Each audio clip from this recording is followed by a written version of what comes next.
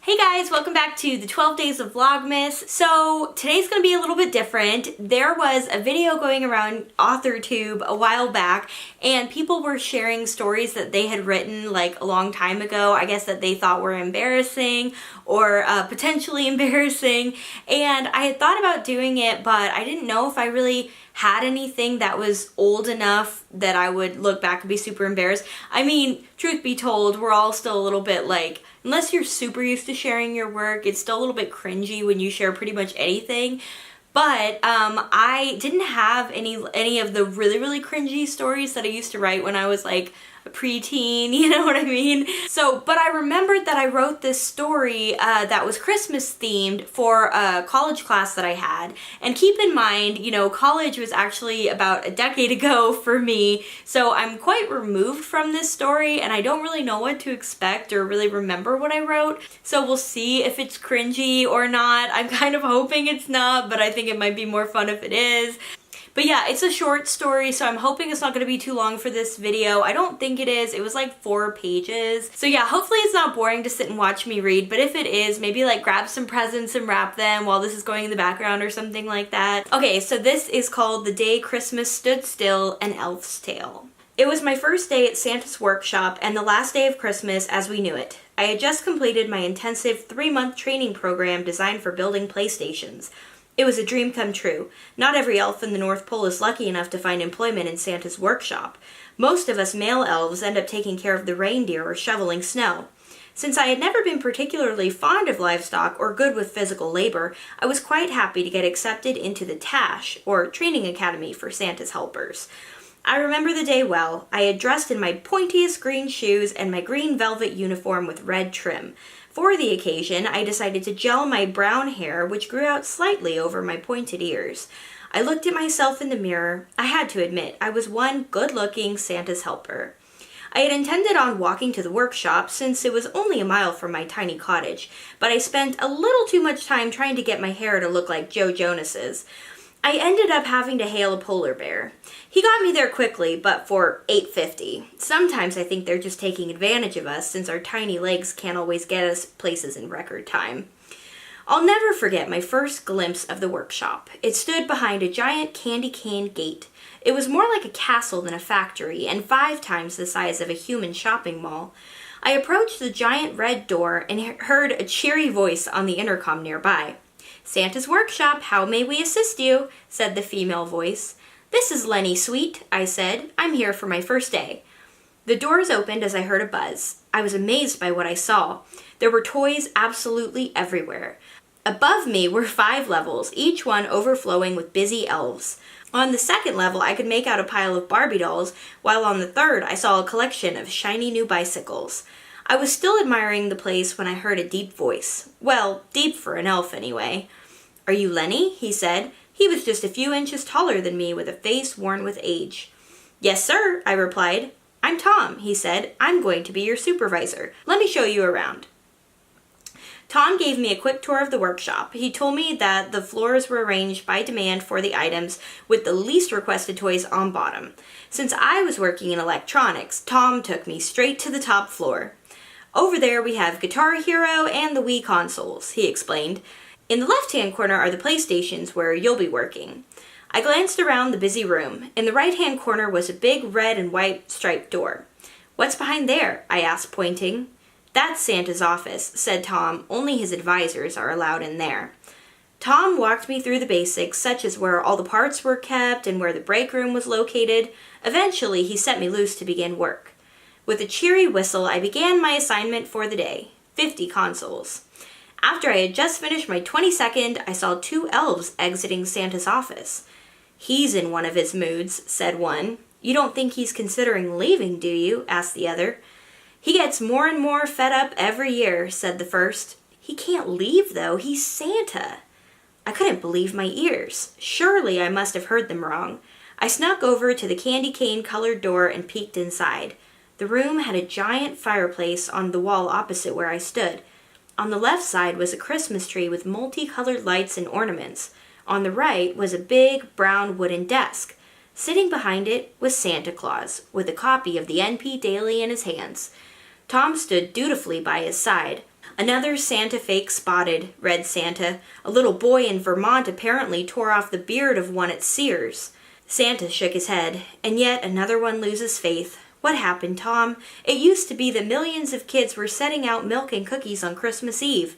Now I'm lucky if I see a fig Newton. Where did I go wrong? Do I not show up year after year?" "Don't blame yourself, sir," said Tom. "It's the parents' fault for taking credit for all the gifts." "And about the gifts," said Santa, pulling out a box of envelopes. "The kids that still have enough faith send me letters asking for only the most expensive things. When did children get so greedy?" he asked. Now it's, "I want a cell phone that's nicer than Billy's," or "I need an iPod with more gigabytes." I swear, Tom, I even got a threatening one the other day that said, "Santa, get me an iTouch or else." "Well, what can we expect, sir?" said Tom. "That's just the time we're living in. What's important is that the kids are happy." Santa got up and his belly jiggled slightly as he walked over to the tree. He stood there, slowly tugging on his beard as he thought. "Christmas is supposed to be about so much more, Tom," he said. "It's supposed to be magical. If I'm only delivering expensive gadgets to greedy kids that don't even believe in me, what's the point?" "Sir, what are you saying?" asked Tom. "I'm saying that I think it's time for a change. I need a break, Tom." "You mean you're quitting?" "I think it's just what everyone needs," replied Santa, slowly pacing in front of the tree. "A healthy dose of reality. I wish there was another way, but they all need to see what it's like when Santa doesn't show up. Maybe it will inspire a little gratitude." "Sir, Christmas is a week from now," said Tom. "Everything is prepared. Everyone is counting on you." "Everyone will just have to fend for themselves this year," Santa said, pulling on his coat. I quickly moved away from the door as Santa was walking my way. His soft red pants brushed past my 3-foot frame as he left the room with a determined but grievous look on his face. "Lenny Sweet," called Tom from inside the office. I peeked my head in. Great, I was in trouble now. "Come in," he said. I slowly shuffled inside and closed the door. "I know you heard that," said Tom, "and I want to advise you to keep this matter quiet." "But this is a big deal," I said, nearly yelling. "Santa's quitting." "Keep it down," said Tom. "You will send everyone into a frenzy. Listen, Santa's been through these mood swings before. He always comes through in the end. With luck, he will realize that he can't let everyone down. Christmas means too much to him. In the meantime, try to forget what you heard and keep doing your job." "What if he doesn't come around?" I asked, wide-eyed. "He has to," he replied. "He's Santa Claus." The next day, Santa hadn't returned. I heard whispers around me and tried my hardest not to reveal what I had overheard. Throughout the day, I caught Tom pacing back and forth and stealing quiet glances toward Santa's office as if he expected him to suddenly appear. I began to get worried. Could this be the end of it all? I worked so hard my entire life to get to this point. Throughout elf school, I only wanted one thing, to be one of Santa's helpers. Now it was all just crumbling around me. Then I realized that this was bigger than me. If Santa really was quitting and Christmas was over for good, what were we going to do? All the elves in the workshop would be out of work. In fact, nearly everything about the North Pole is dedicated to this holiday. If it was all over, what would become of us? Clenching my jaw and making tight fists, I marched right into Santa's office. I was going to find some way of fixing this. Either I would track Santa down and drag him across the world, or I would deliver the presents myself. I started searching in his desk for some clues as to how to find him when my elbow knocked over the box of letters that Santa had been reading yesterday. I bent down to pick them up. So these were the reason that the fate of Christmas hung in the balance. I began to look through them. Geez, I thought to myself, these kids really are greedy. Then I saw an unopened envelope. I slid my finger under the flap and pulled out the letter. "Dear Santa," it said. "Hi, my name is Julie and I am 7 years old. My friends say you are not real, but I know you are. I need your help. My mom is sick and Daddy cries a lot now. I know you can do anything. For Christmas, I want my family to be happy again. Can you help me, Santa?" I read the letter twice more, touched. I knew it was the answer I was looking for. I searched once more through the desk drawers and found a prescription bottle of Xanax. Luckily, it had Santa's home address on it. I hitched another polar bear to the Claus house. It was a cute white cottage with red shutters. I made my way through the snow-covered walkway to the front door and rang the doorbell. After a short rendition of Jingle Bells reverberated through the house, the door opened. Santa stood there in a fuzzy blue bathrobe and brown slippers. His hair and beard were disheveled. This was definitely not the Santa I thought I knew.